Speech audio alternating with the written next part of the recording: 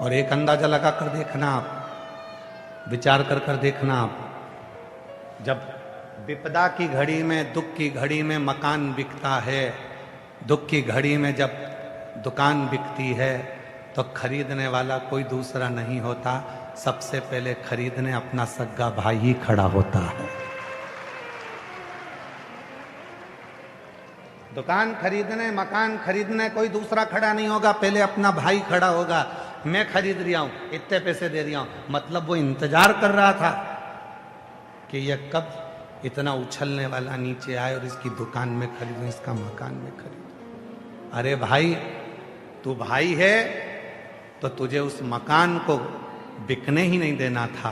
भैया, मैं भी जमीन पर पैसा छोड़कर जाऊंगा और तू भी यहीं छोड़कर जाएगा। ले, मैंने अपनी जिंदगी में कहीं दान नहीं करा, इस मकान का कर्जा मैं चुका देता हूं, यह मकान तू रख ले। ये तेरा। और हम कहते हैं ये हमारा रिश्तेदार। शिव पुराण कहती है, स्वयं पर्वत मुनि की कथा कल्पन श्रवण कर रहे थे। पर्वत मुनि ने देवऋषि नारद जी से कहा कि शिव को जल चढ़ाकर कैसे प्रसन्न हो जाते हैं शिव। भगवान शंकर को जब जल चढ़ाया जाता है, भगवान शिव को जब जल दिया जाता है, जल चढ़ाया जाता है, तो शिव कैसे प्रसन्न हो जाता है, शिव की प्रसन्नता का केंद्र बन जाता है, शिव प्रसन्न हो जाता है। पर्वत मुनि का संवाद, देवऋषि नारद की साक्षी कल कथा का स्मरण कर रहे थे कि पर्वत मुनि को 3000 वर्ष तक भगवान शंकर का दर्शन नहीं हुआ, और पर्वत मुनि ने आखिरी में तुमरुका जी के पास नारद जी के साथ गए और तुमरुका जी से पूछा कि शिव का दर्शन कैसे हो, शिव का दर्शन, भगवान शंकर का दर्शन कैसे हो, मुझे शिव का दर्शन कर।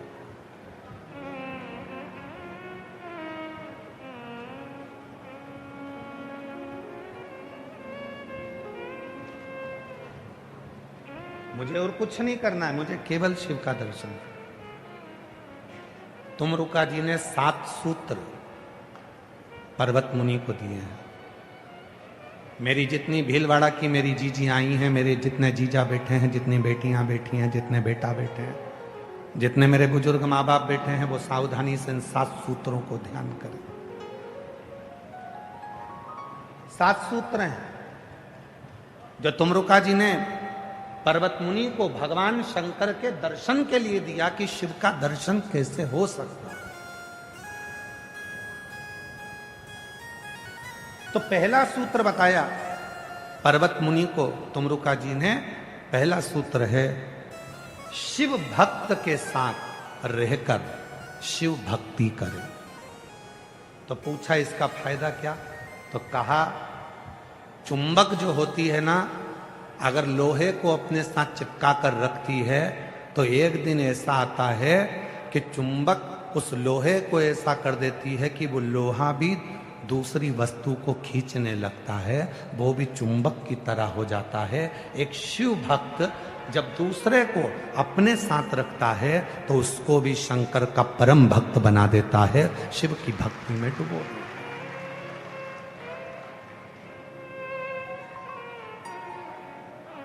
पर भक्त बनना, शिव महापुराण की कथा कहती है भक्त बनना, पर भगवान मत बनना। आज के जमाने में एक होड़ लगी हुई है, थोड़ा सा तप कर लो, थोड़ा सा भजन कर लो, और लोग अपने भगवान की तरह पूछने लगे। भगवान मत बनना, याद रखना भक्त बनना।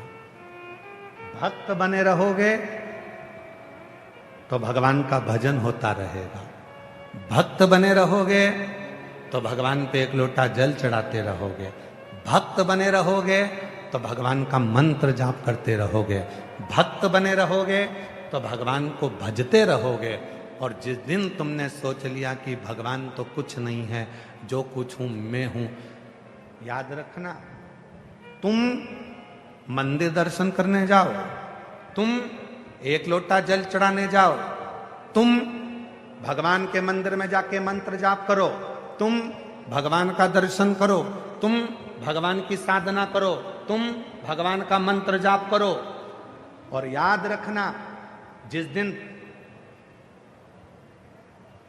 तुम मंदिर ना जाकर दूसरे लोग तुम्हारा दर्शन करने आने लगे, तुम्हारी पूजन करने लगे, समझ लेना कि अब भगवान तुमसे बहुत दूर चले गया, क्योंकि तुम खुद भगवान बन गए। भगवान अब तुम्हें मिल नहीं सकता, तुम्हें अब भगवान नहीं मिल सकता। ऐसे कई लोग हैं दुनिया में जो स्वयं को भगवान घोषित कर देते हैं कि मैं भगवान, मेरी साधना करो, मेरी पूजन करो, मेरी आराधना करो। ना, बहुत भगवान है उसे भगवान। शिवपुराण क्या कहती है? किसी के चक्कर में मत पड़ो, एक लोटा जल भरो और मंदिर जाना चालू करो। शिवपुराण ने यह कभी नहीं कहा कि तुम हमारे पास में आओ, हमारे पास बैठो, हमारे पास आकर खड़े हो। हम तो यहां तक कहते हैं कि हमसे मिलने की जरूरत नहीं है, ना हमारे पास आने की जरूरत है, और हम आपसे मिलते भी नहीं। हम आपसे नहीं मिलते।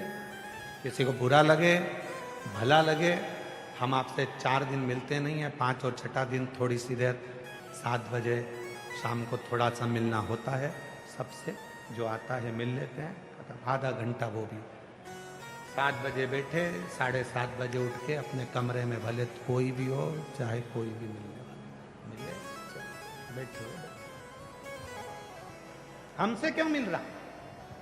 क्या कारण है तुमको हमसे मिलने का? कई लोग कहते हैं हमें उन महाराज जी से मिलना। क्यों मिलना उनसे? क्या कारण है मिलने का? आप तो वो महाराज जी ने जो मंत्र बताया है, जो महाराज जी ने उपाय बताया है, जो महाराज जी ने भरी सभा में कथा में बताया है, तुम उसको मनन चिंतन करो, अपने चित्त में उतारो और एक लोटा जल चढ़ाओ। महाराज जी के चक्कर में क्यों पड़ो? उस महादेव के चक्कर में क्यों नहीं पड़ते? शिव के चक्कर में, भगवान के चक्कर में पड़ो। ये इधर उधर भटकना छोड़ दो, बिल्कुल छोड़ दो।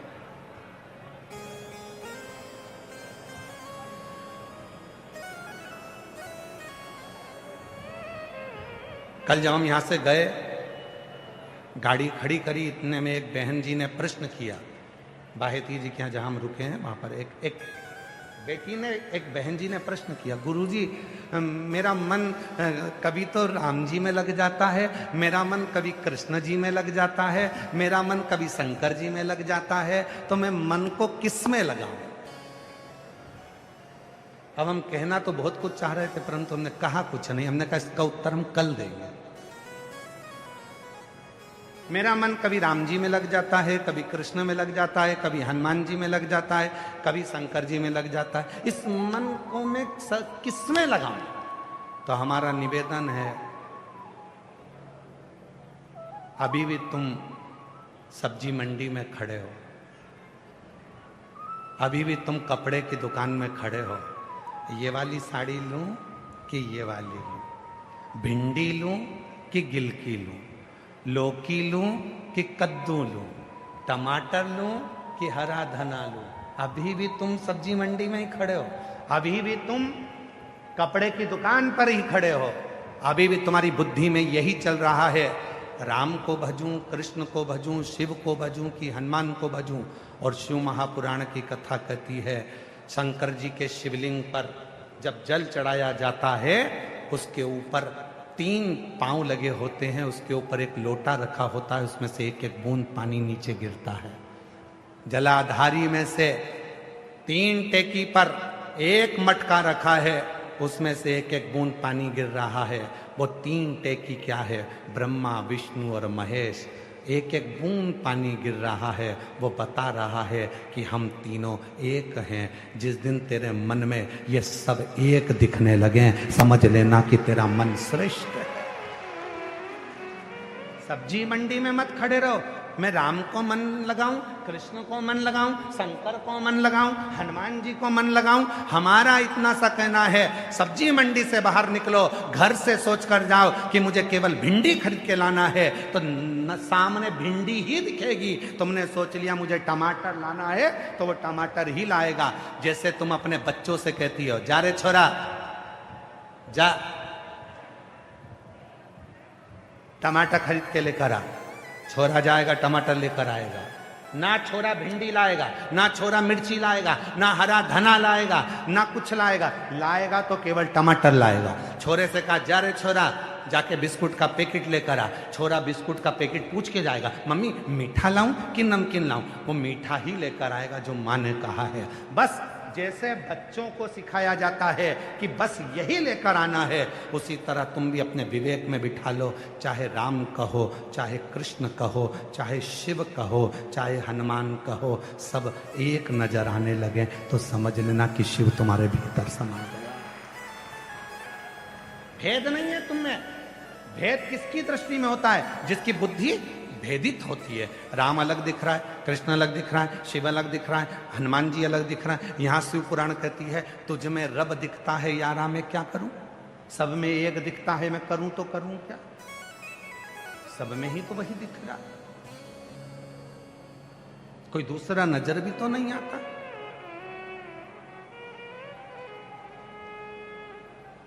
जब से देखा तुझे डमरू वाले,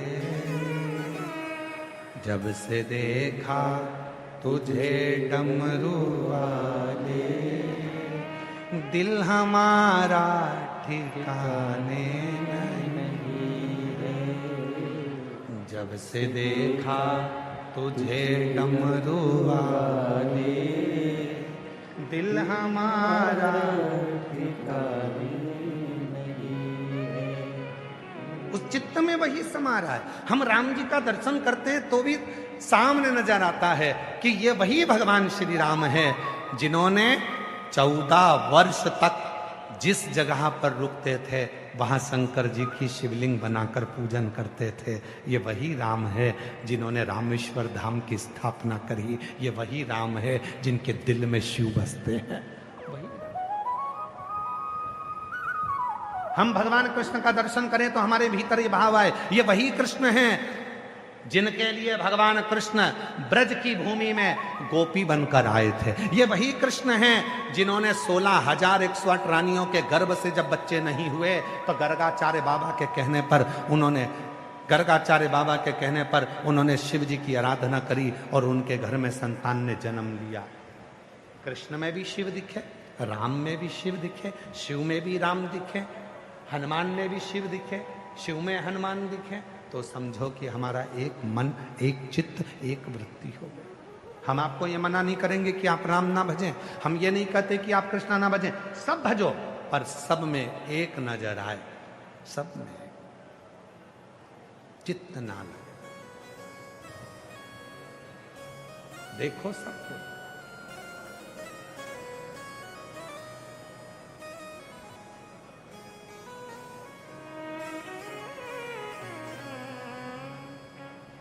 अरे मैं हूं वो फिर स्मरण में वो रोग जो भीतर लगा है चित्त में। आपसे कि कथा के पंडाल में आप कथा श्रवण करें। आज लाखों की संख्या में भक्त आए हैं, अलग से और भी टेंट लगाए गए हैं, पर उन टेंटों में भी जगह नहीं। और आज जितने दिख रहे हैं, कल कथा की शिवरात्रि रहेगी, छठा दिन, इससे 1.5 गुना कल दिखेंगे आपको इसी पंडाल। इसको 1.5 गुना कर लेना, जितने आज दिख रहे हैं, इससे 1.5 गुना कल नजर आएंगे, क्योंकि कल कथा की शिवरात्रि है। कल कथा का छठा दिन रहता है, तो लोग कथा श्रवण करने के लिए आते हैं, रात्रि का विश्राम करते हैं और परसों कथा सुबह 8 बजे से 11 बजे तक सुनकर मिट्टी को प्रणाम कर कर यहाँ की रच को शरीर से लगाकर सब अपने घर चले जाते हैं। आज जितने दिख रहे हैं, मैं चूने की लाइन डाल देना, उससे दुगने 1.5 आपको कल मिलेंगे, जो इंतजार में है कथा की शिवरात्रि, जो कथा की शिवरात्रि का